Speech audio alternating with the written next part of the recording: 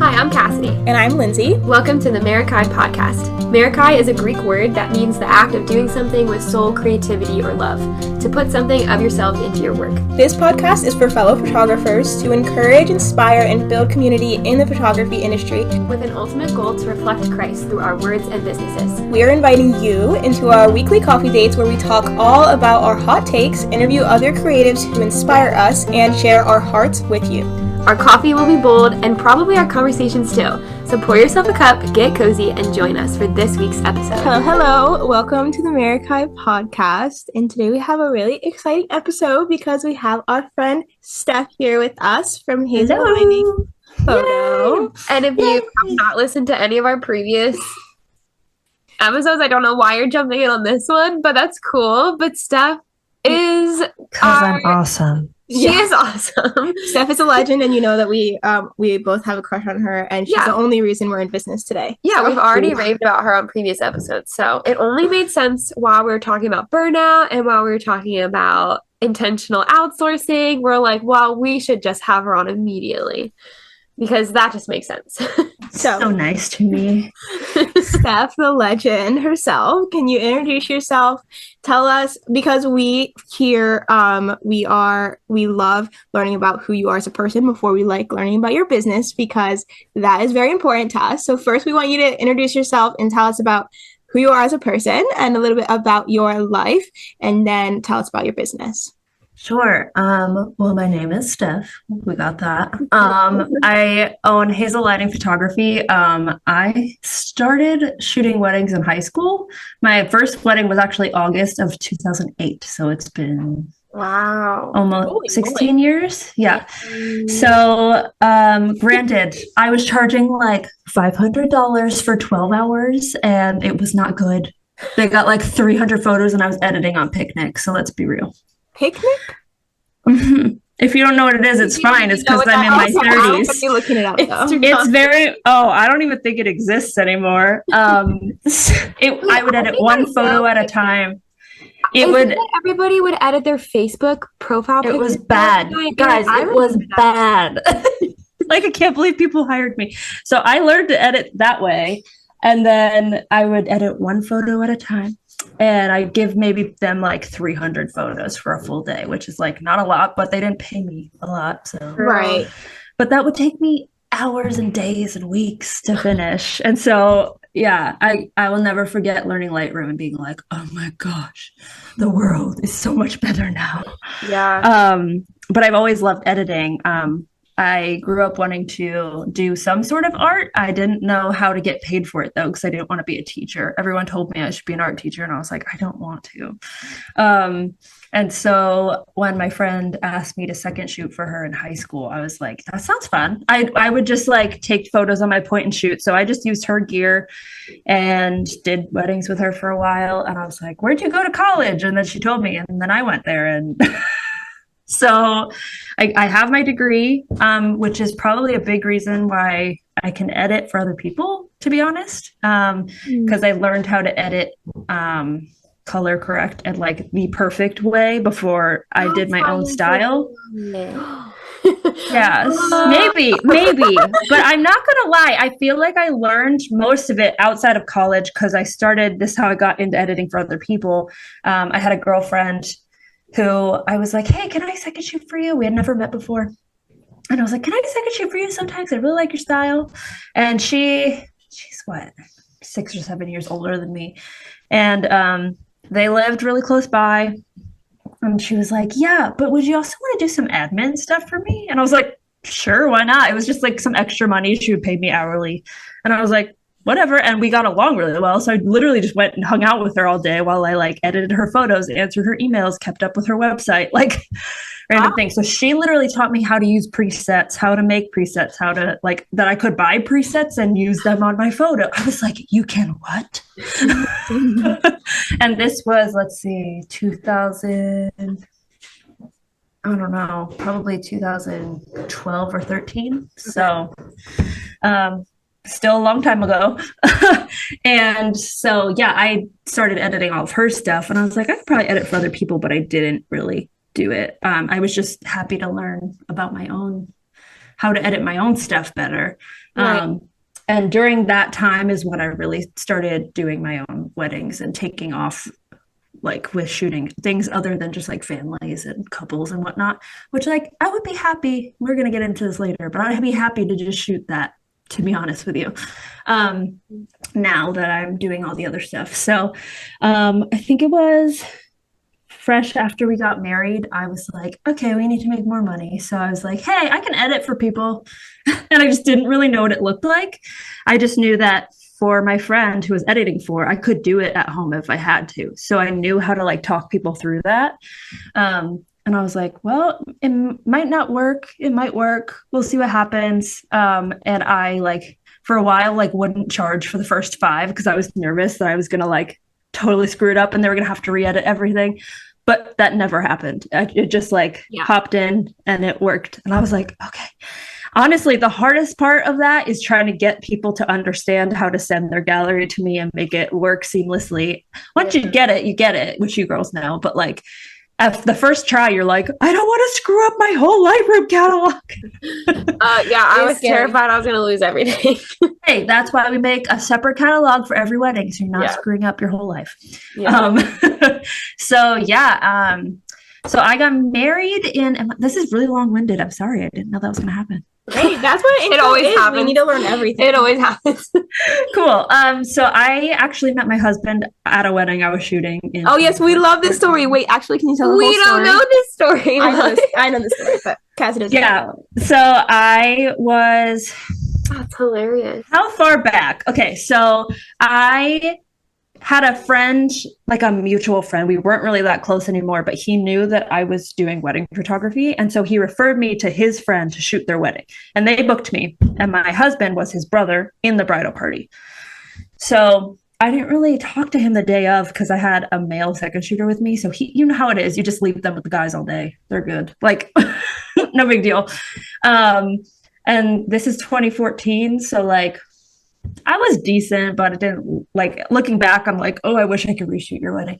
But their wedding was so fun. And I remember my first meeting with the couple, I was thinking, wow, we're going to be friends. And that was very much the Lord, like, planting that in my brain. Cause I was like, you guys are great. This is so fun. Like, we're going to be friends. And I didn't really know how that was going to be. Cause a lot of your, you know how a lot of your couples, like, you give their wedding away and then it's gone. They're gone. Yeah. You're like, oh. Yeah. Yeah. Besides, like, if they have kids, maybe they call you. Maybe. Right. So it started with that. I had a blast with their wedding day, but didn't really talk to Jordan at the wedding.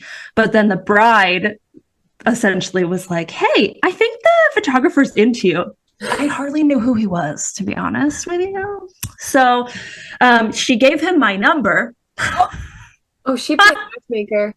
She did. Yeah, she did.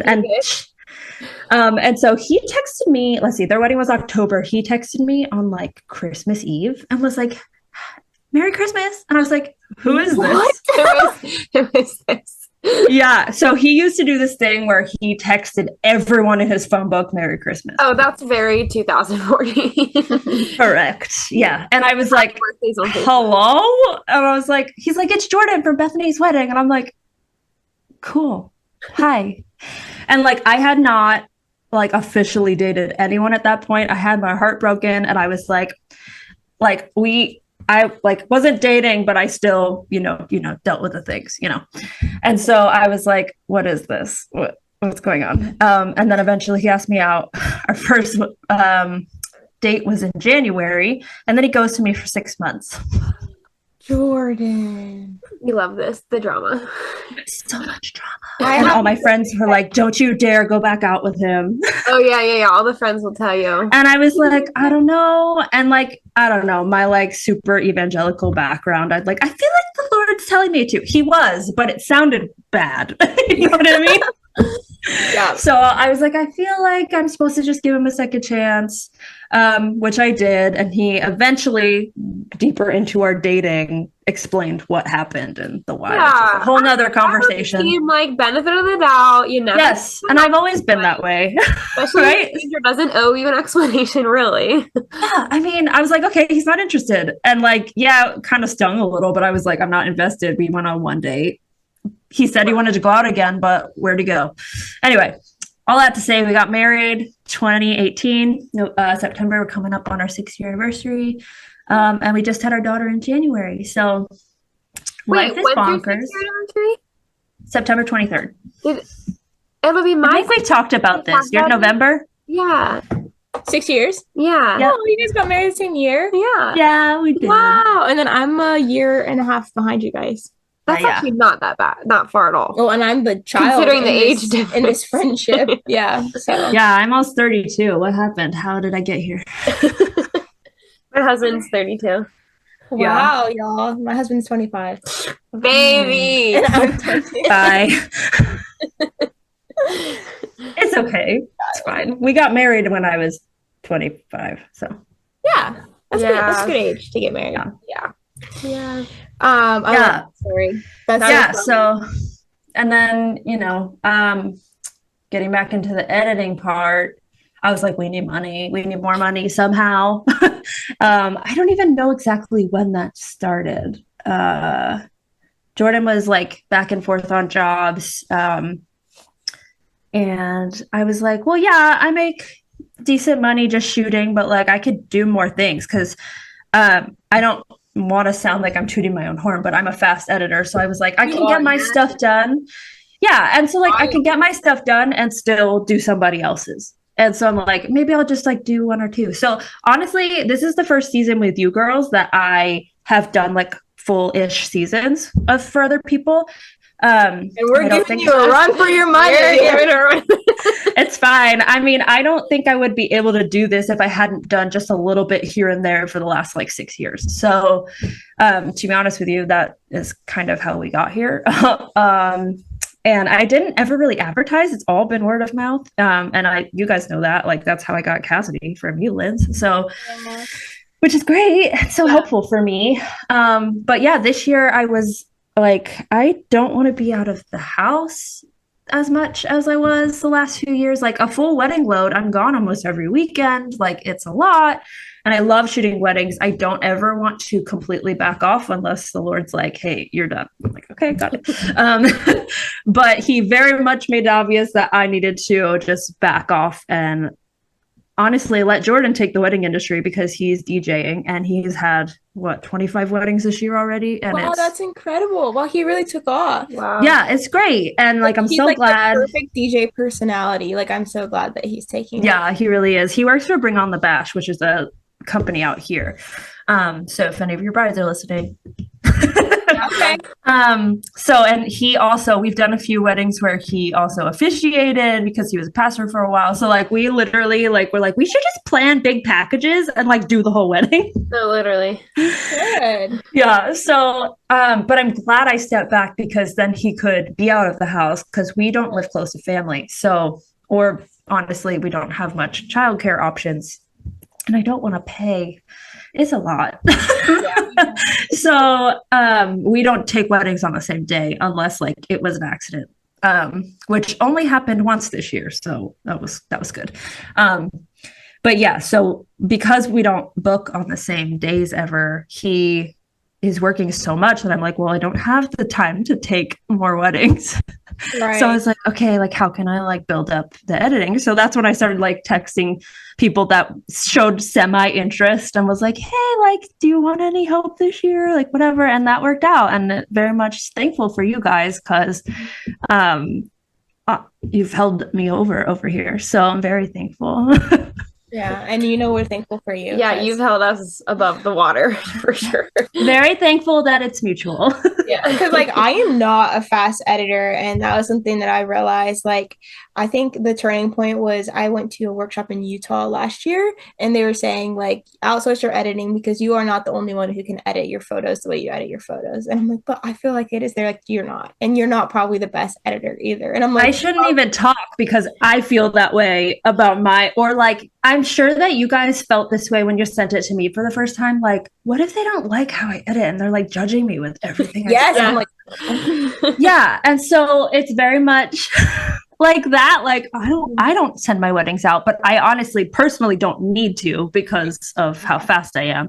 And I think like for you guys, which I feel like you guys do shoot the way you want it to look. For me, Right. like that has helped my like my editing speed up so much. Is if it looks the way I want it in camera, it's gonna look better when I edit it. Yeah. So if I'm just slapping on a general preset, slapping on sounds really like it's not important. It's very important. But I've spent 10 years making my preset the way I want it to, and it works on every photo. So it's one of those like, you know, it's fast because if you know what it looks like when you're shooting, hopefully it will transfer into your, you know. Yeah. I totally got off track, but luckily, No, that's right on. I mean, yeah, luckily, generally, both of us try to shoot the way we want it to look. Yeah. Yeah. And I'm not gonna lie, I've edited for some girls who shoot like maybe even not on auto settings, but like maybe auto f-stop or something. And then they want bright and airy photos, but your camera is not going to shoot bright and airy unless you make it. Right. So I'm like just throwing up the exposure on every photo. And I'm like, if this is what you want, great, I'll do it. But also you can make this easier for everyone. Yeah, because I feel like it still looks different. And that's what we were talking about in our outsourcing episode, was like it was easier to let go of the editing to somebody else, because I do feel like the way we shoot, our style comes in through the actual shooting. Yep, absolutely. Yeah. And I think than the editing, because we have our presets perfected too. So it's like, yeah, I absolutely. wouldn't say my presets. no, mine's not either, but I just wanted to sound like guys, okay, every 6 months, I'm like, I hate this now. Let's change it. I mean, you know, last week I'm like, Steph, I hate my main preset. Use this one instead. So it happens. Yeah, it's fine. But that's why it's easy to send presets, which is really nice. And I think that scares people because they're like, how do I do that? Is that scary? And I'm like, nah. No, got it. It's actually one of the easier things, actually. Yeah. Oh, for sure. So, yeah. So, okay, so kind of give us like a snapshot. So we kind of heard bits and pieces about like your business, like story, but kind of like give us a quick like rundown. So like you started in 2008, and then you were doing full-time weddings before you. Yeah, so I nannied for a long time while I was going through college. I went to photography school for 2 years and really like jump started Hazel Lining like right after college. So that was 2013. And so, because I always wanted to have some sort of underneath like associate situation, because I just knew that maybe someday like I would need to, and I didn't just want my name on it, which you guys do that, that's fine.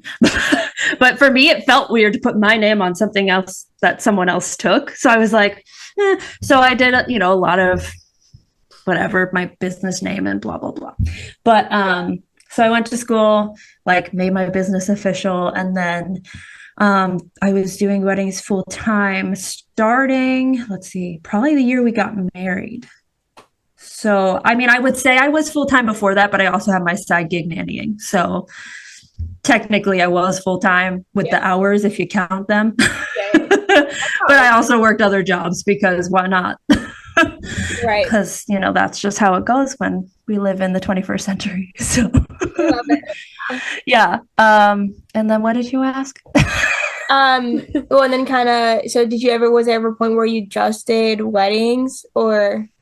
I always did a little bit of everything. And I always loved doing a little bit of everything because it felt like I kept my creative juices flowing. So like shooting, honestly, I felt like this might sound really weird, but I felt like I was better at shooting weddings after I got married because I knew what I would have wanted and what I did get from my photographer. And now that I have a baby, I love shooting families. And before I didn't really love shooting families. I was like, kids are really hard to chase around and blah, blah, blah. And I'm like, wait, but I'm a mom and I know I want those photos anyway, even if they're blurry, even if they're like not that great, like it's still so special. And so that's how I felt like with every stage of my life. I'm like, oh, I love shooting engagement sessions. Oh, I love shooting weddings. Oh, I love shooting families. And so like being able to like back off a little bit on weddings this year and take a lot more small sessions, even if they're 20-minute sessions with little kids because they don't last that long.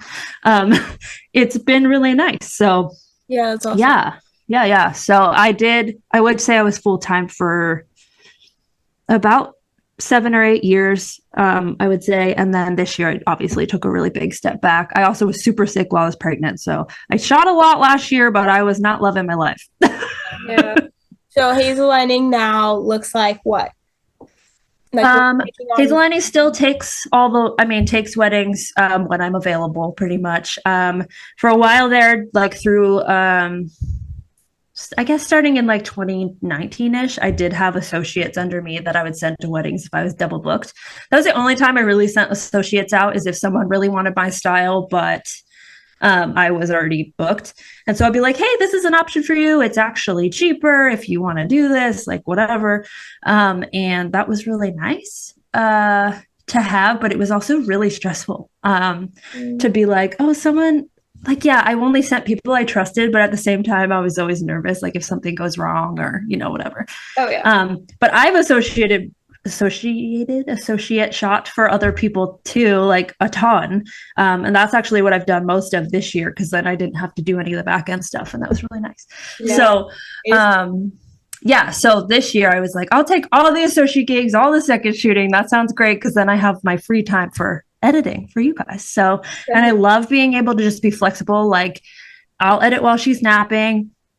I'll edit after she goes to bed. I don't love editing in the dark, but when it's already like halfway edited, I can just look at those photos and be like, it's going to look like that in the dark. Okay, let's go. So, or even if I edit just the reception after the sun sets, it's okay with me. So so basically now Hazel Lining is 50-50, I'd say. 50% shooting, 50% editing. So love that. Yeah, it's a good balance.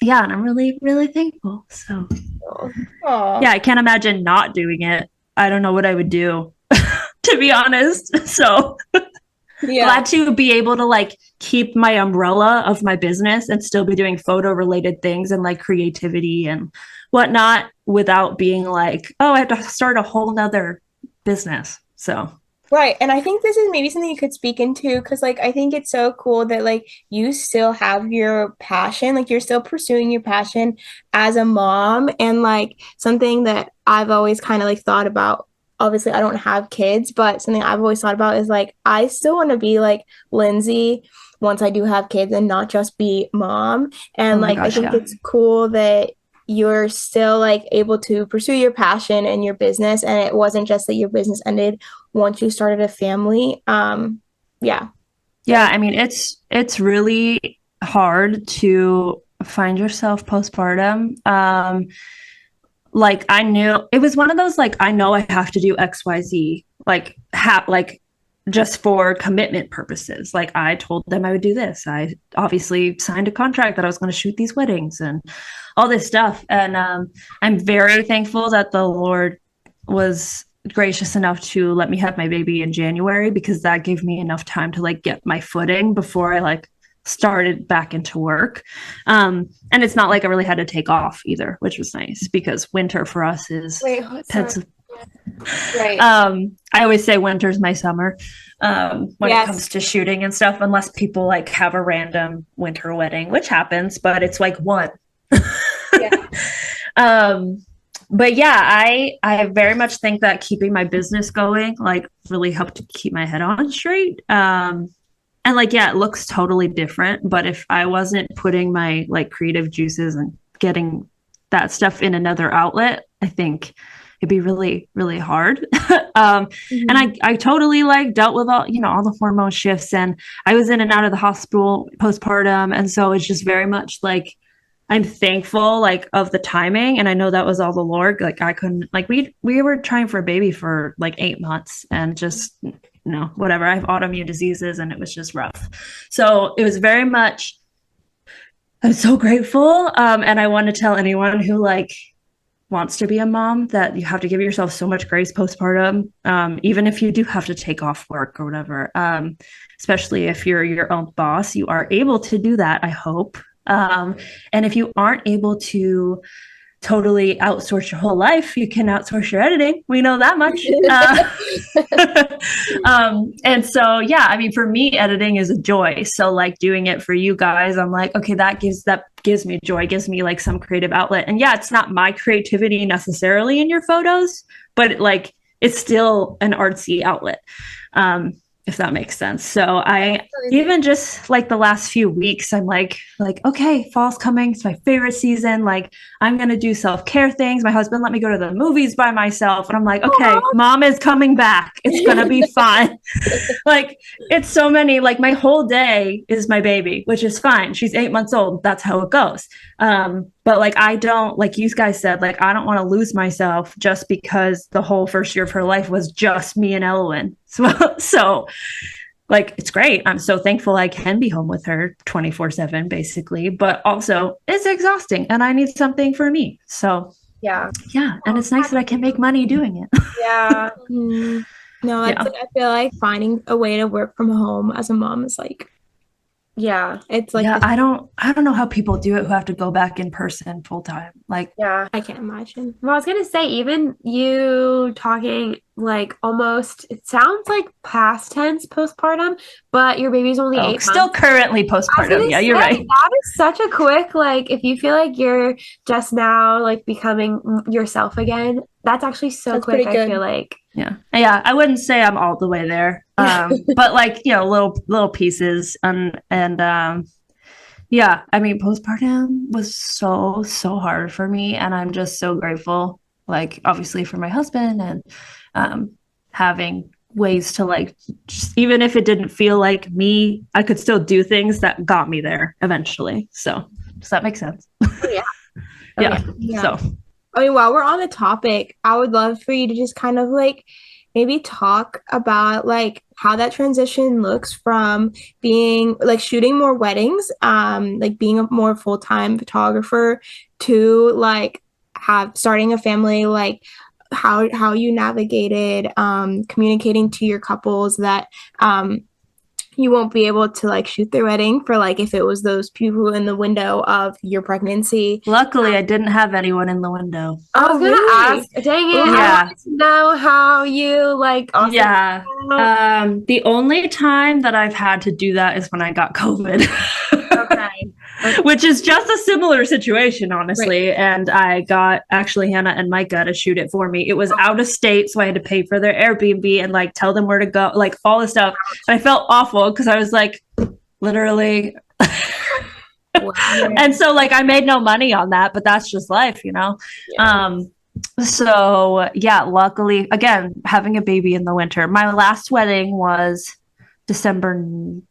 Oh no, it was Christmas Eve. My last wedding was Christmas Eve. No, I remember that. Yeah, it was a lot. Yo, will you be around? I was like, yo, no, I will not.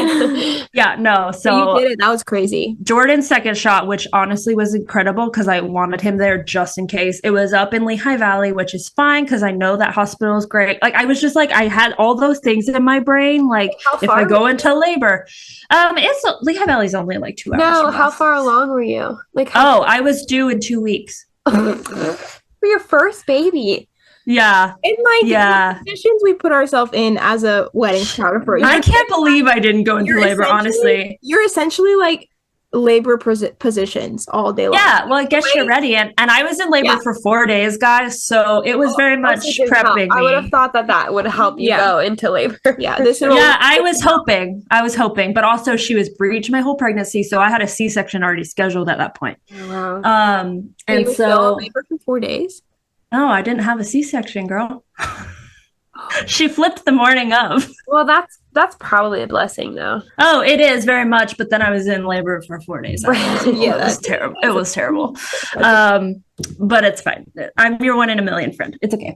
And yeah, so my last wedding was Christmas Eve. I had her January 13th. I went in for my C-section January 10th. So. Wow. Yeah, but the transition, I mean, while I was pregnant, because that's 9 months, you have a lot of time to like think through like prep and whatever. Yeah. Praise and God. so I just didn't. Yeah, totally. And I just didn't take a lot of weddings. Jordan had just started working for Bring On the Bash, so he was booking up a ton. And I was like, okay, well, that's gonna fill our weekends anyway. It's fine. Yeah. And I want to be home with her, especially these small stages where she's learning all the things. I'm like, one of us has to be with her if she starts crawling. Like, Yes. it's not acceptable in my brain to not be with her. So like even today she like sat up by herself and I was like, I'm sorry, stop that. So yeah, I'm just very grateful. And like doing the at home stuff, like Lindsay knows, like I just texted like, hey, you said you might want me to edit some of your weddings. And for a while I just assumed it'd be like here and there for a lot of people, which how it's been. But I was grateful that Lindsay was like, you can have my whole season. I was like, yeah, sounds awesome. Sounds so good. When it was honestly like, it was honestly God's timing, because like the whole winter he was working on my heart and like my priorities in my business, and obviously you were working on yourself with right child, and I think it was just like perfect timing that it was like he worked on my heart and prepared me to like right away answer your text. Yes, but yeah, and I saw you November, like right, but pretty soon before I had the baby anyway. The so second shot for me in November, my last wedding. Yeah, but I wasn't ready at that point. I was like, maybe you can do a few. Yeah, you're like a couple, baby. Yeah, I was like, it sounded very much like no. That's a no for me, dog. Yeah, but I wasn't ready to take the leap until you texted me, and I don't know if you didn't text me. I don't know what would have happened if you would have reached out. Yeah, I don't know. That's an interesting concept. But yeah, I mean, I know what I needed, so I was like, I knew a few people who said maybe last year, and I was like, okay, well, I'll just like send one text out, because I knew if I happened to get a full season for anyone, I could probably only do it here and there for other people, because like a full season plus anything I was editing for myself ends up being a lot. And I'm actually faster at editing your guys' weddings than mine, because it's not I'm not as connected to it. I really think that that's a fact, is that like I'm looking at my own work and I'm judging myself, and I'm never judging you guys. Like I'm just like, this is great editing. Which is part of the reason it's so great to outsource editing for us. Well, at least for me, I can only speak for myself, but I am such a critic to myself, like critical of myself. And so by the time I was delivering a gallery, I hated it, because I had to look at it for so long, and then I would never post it. And then that would go into how I spoke about my work. Even if I wouldn't ever say it, kind of indirectly, like the energy was that I wasn't proud of my own work, and so and I think for you guys having the bulk done, like for anyone listening, I don't finish the wedding. I edit the bulk of it. I do the broad edits. I do like the presets on everything. I'll remove some stuff. I'll make it straight. I'll remove blemishes, blah, blah, blah. That's it. The rest of the creative stuff is literally on these girls. So they're going in, they're seeing that the main stuff is already done. The stuff that takes forever is already done, honestly. So not forever, but the stuff that takes longer is almost done. And then they go through and fine tune it. And then they tell me, hey, on the next wedding, can you do this, and this different? And I'm like, deal. And then I try to do my best to do that again. And like every wedding gets a little easier between all of us. So I just think a lot of times people are like, you're going to finish my wedding. And I'm like, no, I'm just starting it. Yeah. But I think probably for your guys' eyes, like once the bulk of it is finished, then you're probably not judging it as bad, because you're like, 100%. Is that accurate? I'm curious, actually. I would say that's pretty accurate. Because you're like, oh, wait, that looked good. And maybe I edit slightly different than you, because I have like a color correct eyeball that's like, I need this to be a little more like,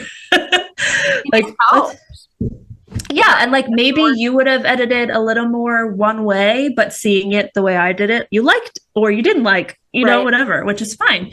And like I can always go back and batch re-edit something that you don't like or whatever. So like a lot of photos in one thing. You've done that for that, and you've definitely done that. Yeah. Like, speaking to that, like 100%, like it does help with that. Like it helps my like positive outlook on myself. I'm like, oh wow, I actually did really good. Yeah. And I always try to tell you guys when you do good, because I'm like, this wedding was so pretty. You did so good. Yeah. No, sometimes I'm excited to send you weddings. I'm like, she's gonna love this one. Let's go.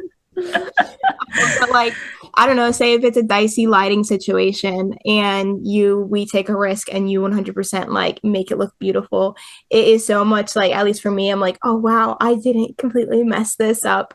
Yeah, for sure. We convince ourselves of that. You know, couples will never think that, but us as photographers can be so hard on ourselves and we're like, oh my gosh, I did terrible with this lighting. Well, and also you were there in person, so like if it doesn't quite look like the way it did in person, and it's sometimes impossible to edit the way it looks like in person. So like, because your camera shoots one way, you know? So you get me the photos and I'm like, well, I wasn't there. I don't know what it looked like, but I think this looks good. And I make the, the tint correct and blah, blah, blah. Then you look at it and you're like, oh, okay, it's still good. So because you edit for both of us, which is really fun, we would love for you to... Like, what do we really like? Let's be specific. What do we want from her? Okay, let's just become. I mean, we're not gonna. We don't want you to be mean because we like trash our businesses. Actually, actually, what's a funny, common, either mistake or habit that each of us have with how we shoot? Okay. Or have you? With how you shoot? Okay. Or with how we like deliver to you or something like that. Yeah. How we. Well, the first thing I thought of, which is whatever, and Lindsay knows this, is that sometimes when Lindsay sends me her anchor images, there'll be like one image is more magenta, and then like 200 photos down, it's basically the same lighting, but it's green. And I'm like, how am I supposed to meet that? So I like edit like this, so they like blend together, and I'm like, I really just realized that I'm on audio, and what I'm trying to explain is that I edit from the top and the bottom so they meet in the middle somehow, or I just re-edit her photo and don't tell her.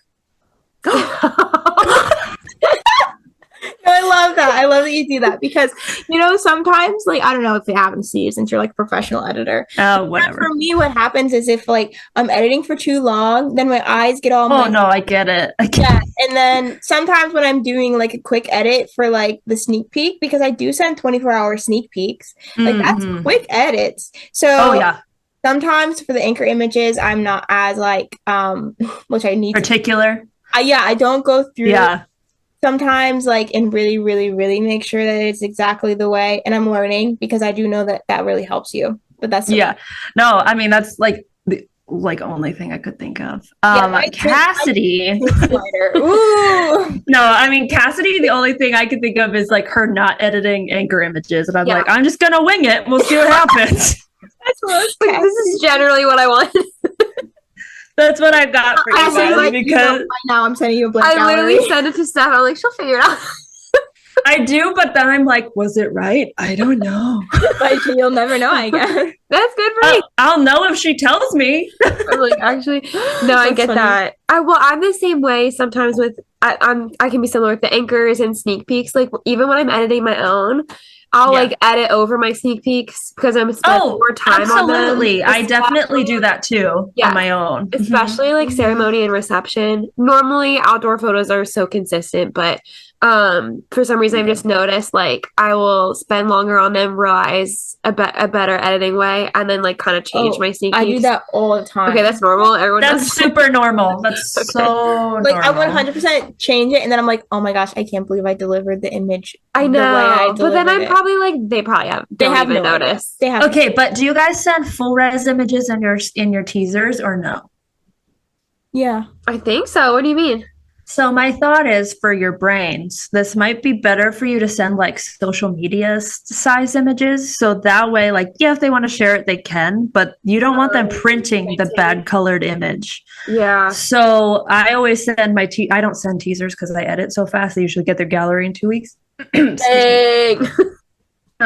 Sorry. I don't mean to like my clients waiting 3 months. Don't tell our people. No, guys, it's so normal. Your guys' turnaround is normal. Do not listen to my weird. I don't know anyone else who does that. Anyway, what was I saying? Send your highlights or your teaser images as like web size images. So that, and tell them that so they know they shouldn't print them. Like, hey, you can share these on socials, but don't print them. You'll get your final images in your finished gallery. So that way, if you do re-edit, it looks better and printed anyway. Does that make sense? That's true. I think I just assumed no one would be printing the sneak peeks, but I could be totally wrong. They don't know the difference. Half the brides probably just like, oh, I have this gallery and this gallery. I know exactly where that photo is I liked in the other gallery that I got first. So I'm just going to print from there. And you're like, not that you're going to see it necessarily, but like you don't want a big, really off-colored image on their wall. So we're going to fix that before they get their full gallery. Yeah, that's so true. Wow. That's revolutionary. So fun. You roasted us so well. That was perfect. Was that a good roast? I've never roasted anyone. That was good. You have officially roasted. I am so bad about Anchor. I was just thinking about that because I'm about to export a new gallery to you, and I was like, I should probably give her the actual. If you Anchor trust me, requirement. it's fine. I get paid more when you don't. So I know. See, Steph's good at roasting. Oh my gosh, that's so funny. I have something to add to something we talked about earlier. That's what this podcast is about. Okay, you were asking me about the transition and how the fact that I didn't have weddings in the in-between. So I was worried about my December weddings. I had 2 December weddings that I did find a backup associate just in case. Okay. So I do think that's really like a thing. Did this log me out? Am I still here? Oh, sorry. It just popped up on a new screen. Sorry. I think it's really important if you're a mama or you're gonna be a mama and you have to plan out like, hey, okay, even if you're due in January like me, like I still had weddings, like you could go into labor early. Like you have no control over anything when it comes to being pregnant. I learned that the hard way. Anyway, so I definitely, my December weddings, I was like, hey, I need an associate for this wedding and this wedding. And I had a friend on backup for both of them. Luckily, honestly, my last wedding, I considered using her regardless, just to be like, I'm so close to my due date and I'm exhausted and I kind of just don't want to shoot it. But I was looking forward to that wedding. It was like a micro wedding in a beautiful venue. And I was like, I want to go. And so I was going to be super bummed if I had to give it up. But I just let my brides know, like, hey, I'm pregnant. Like, this could happen. I want you to know that I got someone I fully trust to cover your day. If I can't be there, I'm still planning to be there, but you never know. Then, of course, after your due date, like, I would have probably the week of my due date, if I had anything, I would have just given it to an associate shooter and let my brides know. I also considered if like giving the bride the option, like, hey, if you want to book someone else, I'll give you your deposit back. Like, this is my bad. But most of them booked me for a reason. My bad. My bad. I planned a family for 8 months. Like, no. Yeah, it's whatever. The timing, honestly. But like, I mean, I wanted to give people that option if I did have to actually not shoot their wedding. But most of them, like, anytime that's happened in the past where like when I had COVID or whatever, like that was last minute. So I got it covered. Versus like this, I had planned out, like say I had a wedding scheduled for January 7th and my due date was January 14th. I'm probably not going to shoot that wedding. Now, knowing how it went, I could have, but no thanks. Yeah. So like maybe give them an option if they want to book someone else, or ideally have an associate shoot it. And then you're like, well, you still get my style. This person knows how to shoot like me, blah, blah, blah. That way, the bride is comfortable and knows that you trust who you're sending. And you can have like a FaceTime call with them, like whatever, so they can meet the people beforehand, whatever. All the things are just to give your brides peace of mind. And then you're just like, okay, whatever happens, happens. Right. So yeah, that was something I thought of when I said like, I didn't have stuff in between. I'm very thankful I didn't, but also I had a game plan for if something awry happened. Yeah. Because who knows if you have a premature baby or, so it's scary sometimes. Having zero control is a lot. No, yeah, I can relate. Yeah. Just trust God and I guess and have a backup plan. Yeah, backup plans are good. Backup plans in general as a business owner, you just live for everything, not even just pregnancy. Right, like COVID. Totally. Yeah, with COVID or Yeah. just getting sick. Oh, dude, I was scrambling. Or like this is sad too, but like death in the family, like I have that right on the contract, like sudden loss, stuff like that. Yeah. Mm-hmm. Yeah, no, it's good to just prepare ahead of time. You never know what could happen. Right. Yeah, so like even though right now I don't really use my associate shooters, I know that they're still like around if I need them. You know what I mean? Or like someone I trust that's second shot with me enough that I can be like, oh, they have their own business, they'll be fine. Like I could send one of you or whatever. Like it's just one of those like, which again, you know who you can trust. You know? Again, I don't know how you're a photographer without having a community of other photographers around you. I don't know how you do it. It's essential to have a good community. Yep. You don't know what's going to happen. And like, I've just had so many times where like, oh, someone's husband died, or like, it's just like, what on earth do? You don't go shoot a wedding that day. Like, I'm sorry. Like, no, maybe you do if you really can't find anybody, but hopefully you have people in your corner. So, but I do understand like when it comes to like fall and stuff, everyone is so busy. So it's definitely hard depending on what time of year it is. Yeah. Yeah, definitely. Can you imagine like having a baby in the fall? Due date of October. Honestly, October is my ideal next baby time, but I'm also not going to be shooting as many weddings, so it's not. Oh, okay. Right. That's true. That's true because you're not covering. If you have to cover like 6 weddings, it's much different than like a whole load, you know.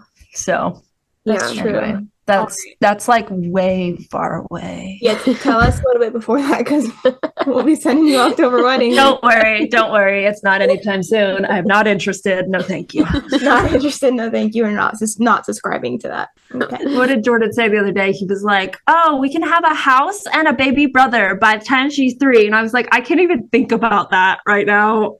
No, thank you. Love that his mind. Please leave the room.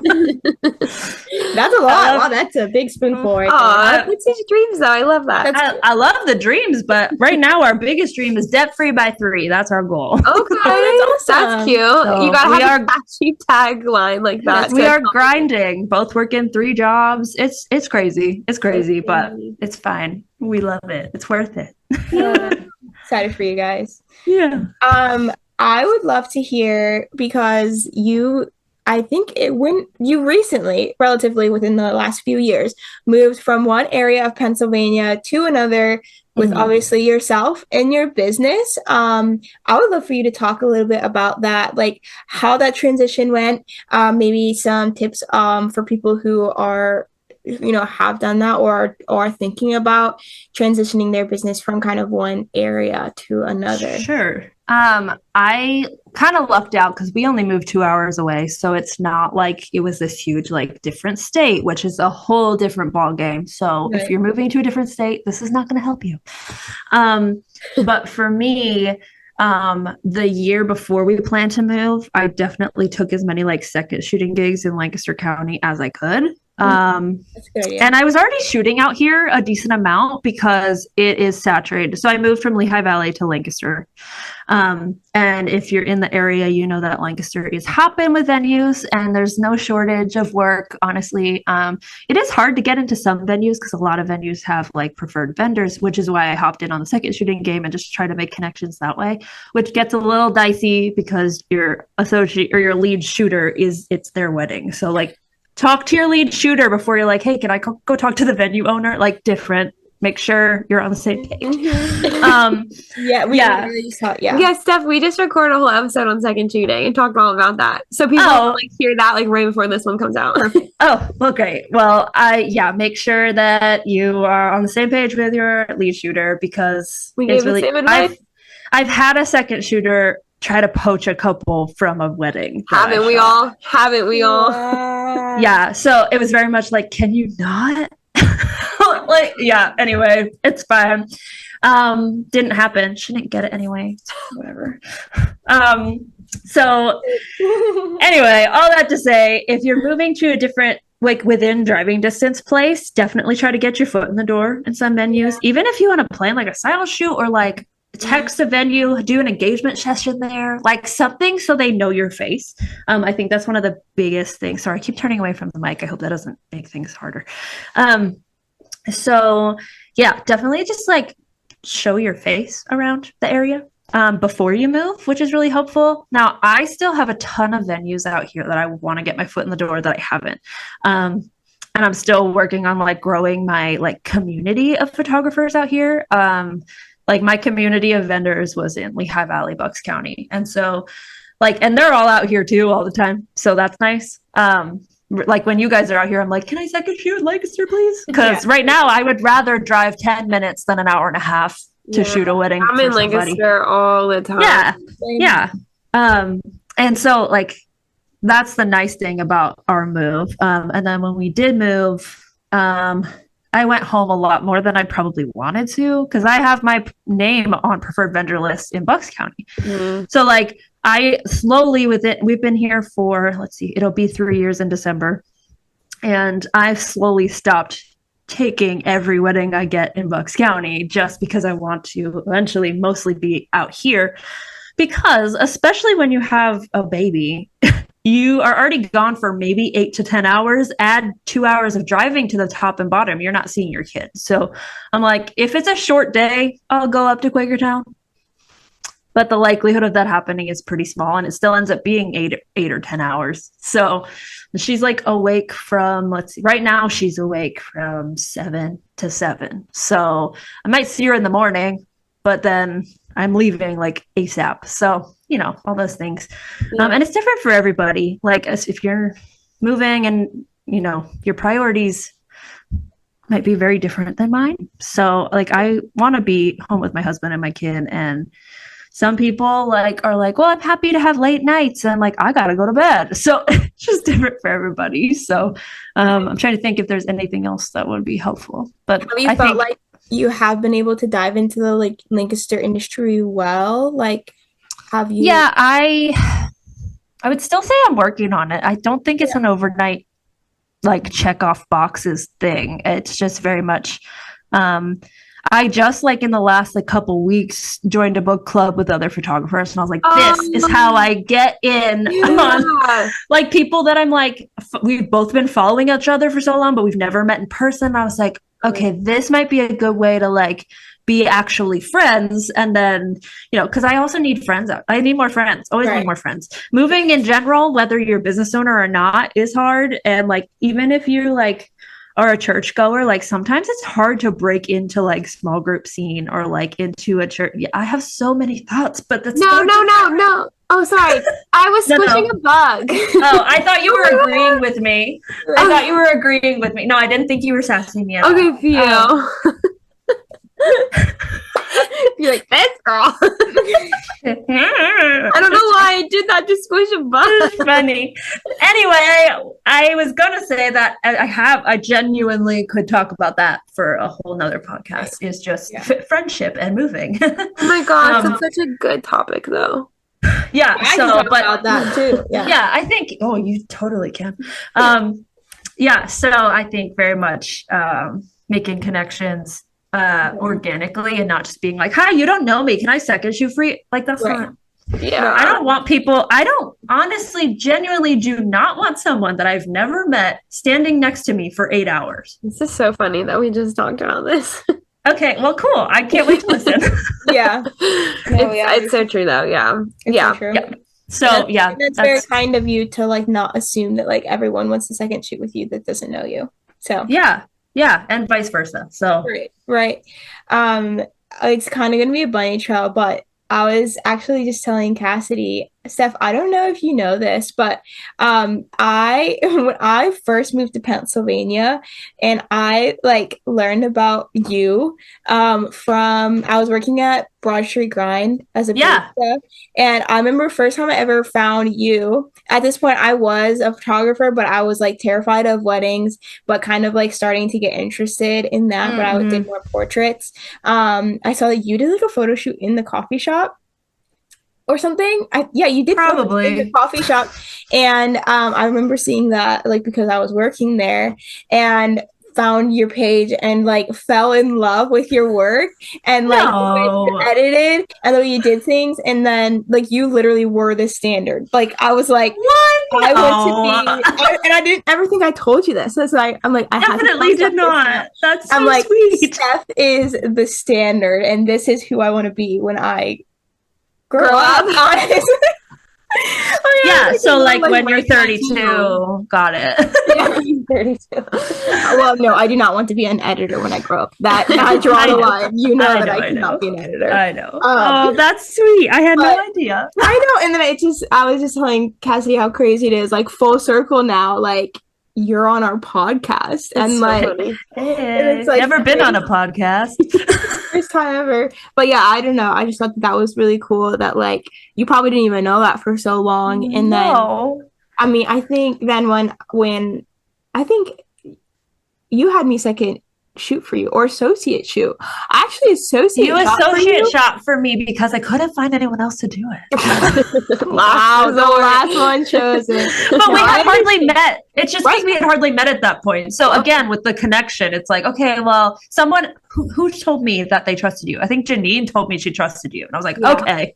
So yeah. No, but like that was the most terrifying thing in the world for me because I was like, I am not only second shooting, but associate. I had no idea. You were so nervous for my idol. No, that's really kind. I'm just a nerd behind a camera, so. Well, then I met you and you were like the most chill person ever, and it was like fine, but I was like so nervous. Two introverts unite. That's fine. I know it was like fine. And then I saw that couple like this year. Did I tell you? Yeah, because her best friend's sister got married, and you second shot for Catherine. Is that what it was? Oh my gosh! Yeah, and I saw that. Small world. Hello. Yeah, that's awesome. Yeah, it was pretty crazy. But yeah, no, I know it's definitely a bunny trail, but I had to tell you that. That's weird because I don't think you knew that. I did and not. Also, like the way you edited was like the way I wanted to like take my editing, and I didn't know how. And I was like, Steph is doing it, and she's a successful businesswoman, and she's editing more like. Well, at that point, keep in mind I had probably been doing it for 10 years already, so maybe a little less, but still lots of experience behind that, not just immediate like I got this. Right. And speaking of a question that I thought of that would be really cool to ask you, because it's very rare these days that you hear of a photographer who is still in the industry, who has been doing it that long. I don't know. I just feel like, at least in my circle, I don't know a lot of people who have been doing photos beyond like even 2020. I feel like there's a lot of photographers who are just like ever since 2020. So I feel I'm one of them. Right. I feel like sometimes I'm a rarity that I've been doing it pre-2020. Pre-2020. And I feel like I have witnessed the wedding industry change in so many ways since like 2018 and 2017 when I started, let alone just the amount of changes happened in the last 4 years since COVID. So I would love to hear from your perspective as someone who's been photographing weddings since 2008. Like, how do you feel like you've seen the wedding industry change as far as weddings themselves, and then also like wedding industry change as photography goes, like wedding photography? That's hard. I'm trying to think, like, I think I've changed more than the industry has changed. Wow. I mean, trends. Answer. I don't know, like, trends change every year. Like, that's not something new. You're like, oh, hay bales one year, and then the next year it's, whatever. This year it's like certain Pantone colors, and you're like, okay, yellow bridesmaids, got it. And so, which is fine. And like some years I like that more than others. And then I'm like, well, I kind of like, you know what it is? This is not even where I was going with this, but TikTok has kind of thrown off the wedding industry. Yeah. Sometimes in an okay way, but other times It's everyone's like seeing what everyone else is doing. And I'm like, I want to do this and I want to do that. And like, it stopped being about what you want at your wedding and just what you thought looked good at someone else's wedding. Yeah. So a lot of times they get too cookie cutter for me. So which is why I'm happy to be a little more picky about weddings now. And so I'm like, tell me about your day. I want to know everything and see if like it's even worth it for me, to be honest. I completely agree. Versus like at the beginning when you're shooting, for your first, I would say my first like full-time years, I literally took anything. I'd be like, yeah, sure, you're gonna pay me, let's do it. Like, I'll shoot it, it'll be fine. And like, yeah, it was fine, but I wasn't necessarily the best photographer for those people. There probably was someone out there who would have loved their wedding, and I was just like, I like this, it's fun, I'm just documenting, whatever. And so for me, like, getting pickier about like who I'm taking has definitely come with trends changing. Does that make sense? Yeah. Yes. Yeah. I don't know if that really answered your question, but I think that's what I've got for you. No, that's cool. Do you feel like, I feel like recently I've been seeing that, like, definitely the TikTok thing, and I love that you said that, but also that weddings are just getting like more and more and more and more expensive. And like you said, kind of so is life. right. But just like above, not like just above and beyond crazy. Like every vendor and venue is going up. Yeah, I mean, I do think as vendors we have to do it with the changing times, because our gear is getting more expensive, our film's getting more expensive, etc., etc. But I think it's more like that, like the extravagance factor. The extravagance factor. The production of the wedding is just so much greater than just like couples wanting a simple wedding day where they're celebrated. Yeah, which I love a production. I'm not gonna lie to you. I know. And you have floral installs hanging from the ceiling. I am gorgeous. Actually, the first one I thought of is the wedding I shot for you in November. Like, that wedding was chef's kiss. Plus the couple was great, minus the rain. Like, it was a great day. And so very much, I think the biggest, I mean, how do we even tell our couples, like, hey, is this what you want, or is this just what you saw?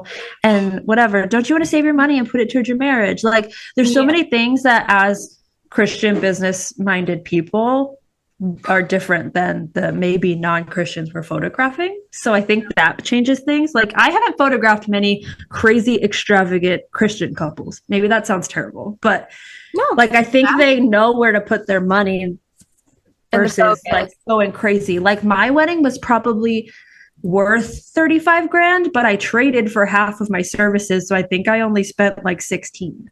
So like, I was like, well, I can do what I want to happen without the price tag. Like, there's ways around it. You can work with people, especially if you're in the industry. But yeah, I mean, I don't know, I do think it just depends on the couple. And like I said, I love an extravagant wedding, and if your dad's paying for it, go for it, girl. Like, I don't care, let's do it. And like, I love a big extravagant styled shoot, but let's tell people it's a styled shoot, not a wedding that also fed 200 people. Like, that's what I always say. I'm like, let's be honest, that was styled and modeled. Yeah, like, those are models. You don't look like that. Maybe your makeup will look good and you'll love your dress, but it's different. You don't have 45 you should have 45 minutes at least. You don't have 3 hours to model for your portraits. So, all those things. Does that help?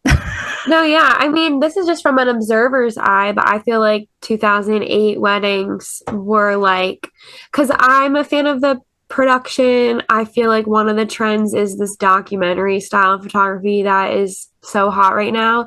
But I love that, because if you go back, like, early 2000 weddings and the way they were shot was very much like just show up, shoot, and leave.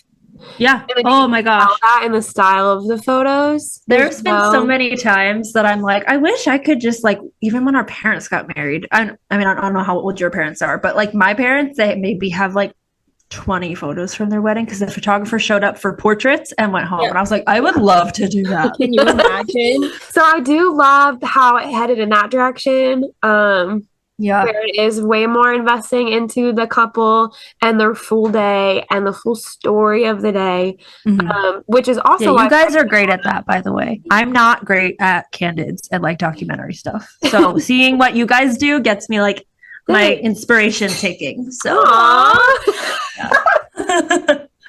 That's so sweet. That's awesome. I do. So I love that that's a thing. And I understand that's also why cost has gone up, because we're including engagement sessions and so much more than just showing up, shooting, and leaving. So emotionally invested. Yeah. So I get that too. But then I would agree you could take it too far with the where, it's just you lose sight of what really matters because you've dumped $500,000 into For one day. real. It's crazy. It's Yeah. so crazy. I mean, yeah, if you have a vision, do what you can to make it happen. But don't just do it because you saw it on the internet. That's the biggest issue, I think.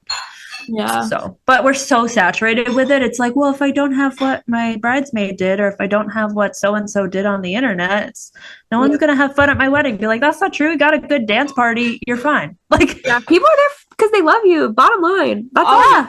Before it was TikTok, it was Instagram. Before it was Instagram, it was Pinterest. Like, there's always probably since social And media. magazines have been around for forever. Right. So yeah, there's always something to compare yourself to. You're right. Yeah. But Weddings have always been influenced, but by media. yeah. Mm-hmm. Yeah. But I want to see the rise of intentional weddings again. Yeah. And we are seeing a rise in that. We are seeing a rise in people being like, you know what, no, like this is not me. You know, and things like that. So I think that's awesome. Yeah. Well, we have to wrap this up. Yep, me But too. Steph, I'm so glad that you made the time. I know you have to put your baby to bed, but I'm so glad you made the time to hop on our podcast after thanks we've for raved having about me. you for a couple episodes now. Now you know, Steph. You guys are so sweet. Where can people find you if they want to look you up and see what you're all about? Yeah, I literally can't remember my handle right now. One second. I'm on We'll drop it in the Instagram. description. We will. Yeah, okay. I'm on Instagram, my website. And your editing services is all on your website too. You have a beautiful web page dedicated to your editing services. I do, yeah. It is not, I think I have it public now. For a while, it was like, if you have the link, you can get to it. I got it, babe. Thank you. He showed me my Instagram. What would we do without our husband? I know. Yeah. So Instagram is where I'm at most of the time. And yeah, my website is not very updated. So. Maybe don't go welcome to the club. Yeah, but I do post regularly and am accessible on Instagram. So it's Hazel Lining is my business. We gotta love the period in between. You're a period girl. I am a period. I'm girl. a dash girl. Well, it doesn't help because it ends with L and starts with L, so you have to have something in the middle. You're an underscore. I should have done the dot though. I do like the dot. Underscore photography. Yeah, I did the dots. For a while, I had to have another dot after photography because there's another Lindsay Joy photography in the world. There's not surprised if you had to have. I know Hannah has that issue. Hannah Marie is like everywhere. There's a my name is not common at all, and I love that. Yeah, luckily the other Lindsay Joy is in like Texas, and she doesn't do weddings. She does more like boudoir and stuff. So sometimes I like wonder if like my my couples like want a boudoir photographer and find her and are like, hey, yeah. Well, my middle name's Joy too, so we can just be friends forever. Our jaws just dropped. We didn't know that. Yeah, surprise. Oh, welcome to the Joy. Well, you've been there longer than I have. I guess you should welcome me. Yeah, just like old. I get it, guys. Shut up. Let's just keep bringing it up. Okay, Boomer, I'm gonna go, but I love you guys. Love you, Steph. Thank you. Have a lovely night. Bye. Bye.